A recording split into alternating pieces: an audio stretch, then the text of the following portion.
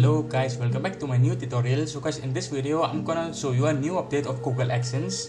So guys, before we begin, I need you to subscribe to my YouTube channel right now and make sure you turn on the post notifications so you can get my latest upload. Alright guys, so when you are on your Adsense account, the new update is like if you are going to see the zero balance and you are not showing your income over here. So if you will go to payments, it will still show the amount $0 over here. So because this is the new update, if you are having a website and if you are only making money from YouTube, you can see over here, you can click over here and you can select the option over here, YouTube and AdSense. If you are having a website, you can see your link. If you are only making money from YouTube, click on YouTube.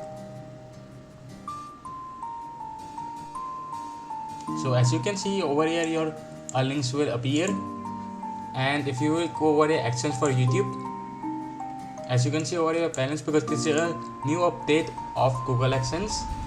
So guys, so many people are confused about this, so I just explain you. So I hope this video was little helpful for you. If it was, so leave a like, comment, subscribe. Until then, see you in the next video. Thanks for watching. Peace out. Bye friends.